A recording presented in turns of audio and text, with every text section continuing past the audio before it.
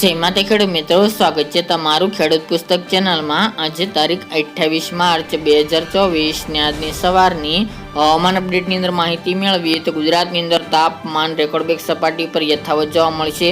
આજે તેમજ આવનાર દિવસોની અંદર તાપમાન હજુ કેટલું ઊંચું જવાની સંભાવના છે, કેટલે સુધી જોવા મળશે તેની સંપૂર્ણ માહિતી મેળવીશું। ગુજરાતની અંદર હીટવેવનો રાઉન્ડ યથાવત ચાલે તેવી સંભાવના તેમજ પવનની પણ માહિતી આપણે આ વિડીયોની અંદર મેળવીશું। ચેનલમાં નવા હોય તો ચેનલને સબસ્ક્રાઇબ કરી દેજો અને વિડીયોને લાઇક આપીને શેર કરી દેજો। ગુજરાતની અંદર અત્યારે હીટવેવ રાઉન્ડ જોવા મળી રહ્યો છે, સાથે ગુજરાતની અંદર આ હીટવેવ આગામી દિવસો દરમિયાન પણ યથાવત જોવા મળે તેવી સંભાવના રહેલી છે। ખાસ કરીને અત્યારે ગુજરાતની અંદર નોંધપાત્ર રીતે તાપમાનમાં વધારો જોવા મળી રહ્યો છે। 42 તો અમુક વિસ્તારની અંદર 43 સુધી તાપમાનનો પારો અત્યારે પહોંચી ગયો છે। અત્યારે લોકો ગરમીથી ત્રાહીમામ પોકારી ચૂક્યા છે। બપોર દરમિયાનનું તાપમાન રેકોર્ડ બ્રેક સપાટી ઉપર નોંધાઈ રહ્યું છે, ઉકળાટનું પ્રમાણ જોવા મળી રહ્યું છે, સાથે જ ભયંકર ગરમી અત્યારે ગુજરાતના મોટાભાગના તમામ સેન્ટરોની અંદર જોવા મળી રહી છે।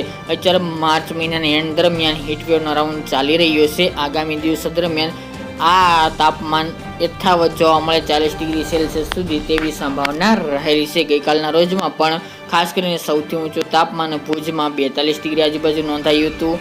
અમદાવાદ, વડોદરા છે, ઉત્તર ગુજરાતના કડી, મહેસાણા, ડીસા, પાલનપુર એ વિસ્તાર, સુરેન્દ્રનગર જિલ્લો, મોરબી, રાજકોટ, અમરેલી સહિતના ભાગોની અંદર 41 થી લઈને 42 ડિગ્રી સેલ્સિયસ સુધી તાપમાન ગઈકાલના રોજમાં નોંધાઈ ચૂક્યું છે। આજે પણ ગુજરાતની અંદર ગઈકાલની જેમ ગરમીમાં વધારો યથાવત જોવા મળશે। રેકોર્ડ બ્રેક તાપમાન 42 સેલ્સિયસ સુધી આજે પણ દિવસ દરમિયાન જોવા મળે તેવી સંભાવના રહેલી છે। રાત્રે દરમિયાન ખાસ કરીને તાપમાનમાં નોંધપાત્ર રીતે પણ વધારો જોવા મળી રહ્યો છે। રાત્રે પણ ગરમીનું પ્રમાણ જોવા મળી રહ્યું છે અને ખાસ કરીને 33 ડિગ્રી સેલ્સિયસ સુધી રાત્રિનું તાપમાન પણ અત્યારે નોંધાઈ રહ્યું છે। આજના તાપમાનની વાત કરવા જઈએ તો મિત્રો, જેમાં સૌરાષ્ટ્રના વિસ્તારોની અંદર રાજકોટ છે, બોટાદ, અમરેલી, સુરેન્દ્રનગર, જુનાગઢ એ વિસ્તારની અંદર ખાસ કરીને 40 થી લઈને 41 અને અમુક વિસ્તારની અંદર 42 ડિગ્રી સેલ્સિયસ સુધી તાપમાન જઈ શકે છે। ઉત્તર ગુજરાતની સાથે જ વાત કરીએ તો ડીસા છે, પાલનપુર, થરાદ, ધાનેરા જે બનાસકાંઠાનો વિસ્તાર છે એ વિસ્તાર અને અરવલ્લીના પણ અમુક વિસ્તારોની અંદર તાપમાનનો પારો 41-42 ડિગ્રી સેલ્સિયસ સુધી જોવા મળી શકે છે આજે બપોર દરમિયાન। જ્યારે મધ્ય અને પૂર્વ વિસ્તારની વાત કરીએ તો જેમાં નડિયાદ, વડોદરા, ખંભાત એ વિસ્તાર, બોડેલી, દાહોદ, ગોધરા એ તમામ વિસ્તારની અંદર 40 થી લઈને 42 ડિગ્રી વચ્ચે તાપમાન જોવા મળશે। અમદાવાદ, કપડવંજ, ખેડા, વિરમગામ અને ધોળકા એ વિસ્તારની અંદર પણ 40 થી લઈને 42 ડિગ્રી વચ્ચે તાપમાન જોવા મળે તેવું અનુમાન રહેલું છે। તે સિવાય દક્ષિણની અંદર રાજપીપળા, ભરૂચ, અમોદ, અંકલેશ્વર એ વિસ્તારની અંદર 42 ડિગ્રી સેલ્સિયસ સુધી તાપમાન યથાવત ચાલે તેવી સંભાવના રહેલી છે। દક્ષિણ ગુજરાતના અન્ય વિસ્તારો જેમાં નવાપુર, વ્યારા, સુરત અને આહવા, ડાંગ, સુબીર એટલા વિસ્તારની અંદર પણ તાપમાનનો પારો 41-42 ડિગ્રી જોવા મળશે। તાપી, નવસારી અને વલસાડની અંદર તાપમાન ખાસ કરીને 38 થી 40 ની વચ્ચે જોવા મળે તેવી શક્યતા રહેલી છે।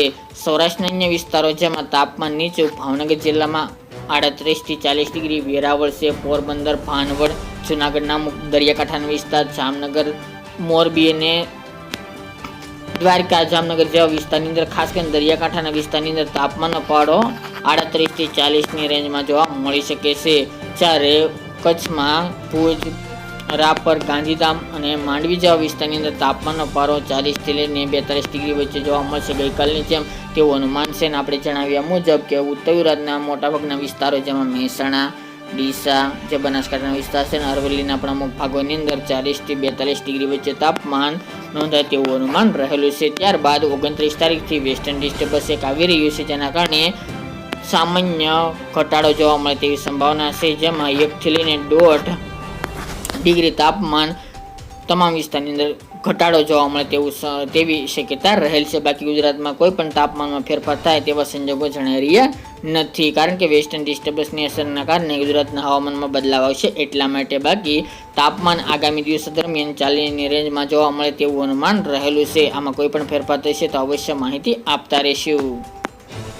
ખાસ કરીને ગુજરાતની અંદર હવામાનમાં પલટો જોવા મળી શકે છે આવનારી 29 તારીખથી, કારણ કે વેસ્ટર્ન ડિસ્ટર્બન્સ આવી રહ્યું છે એના કારણે। તે ઉપરાંત 2 દિવસથી કસરૂપી વાદળો પણ અમુક વિસ્તારની અંદર જોવા મળી રહ્યા છે, તે મુજબ વાદળો જોવા મળે તેવું અનુમાન રહેલું છે। 29, 30, 31 અને 1 એપ્રિલ દરમિયાન આ 4-5 દિવસ ગુજરાતના હવામાનમાં ઘણા બધા બદલાવો થવાની સંભાવના રહે છે. બાકી ગુજરાતમાં કોઈ વરસાદ કે માવઠું થવાના હાલ અપડેટ આવી રહ્યા નથી, એટલે કોઈ ખેડૂતોને ડરવાની જરૂર નથી. પવનની ઝડપ નોર્મલ કેટેગરીમાં જોવા મળશે. આપણે જણાવ્યા મુજબ 7 થી લઈને 15 કિલોમીટર પ્રતિ કલાકની ઝડપ જોવા મળે તેવું અનુમાન છે. આગામી એપ્રિલ મહિના દરમિયાન પવનની ઝડપમાં થોડો સામાન્ય વધારો થાય તેવું અનુમાન રહેલું છે. બાકી ગુજરાતમાં હાલ કોઈ સિસ્ટમની અસર જોવા નહીં મળે, જેની તમામ ખેડૂત ભાઈ નોંધ લેવી. બાકી કોઈ પણ ફેરફાર થશે તો અવશ્ય માહિતી આપતા રહીશું. તો આજની સવારની અપડેટ માટે એટલું જ. ફરી એકના વિડીયો સાથે મળીશું. આજ માટે આટલું જ.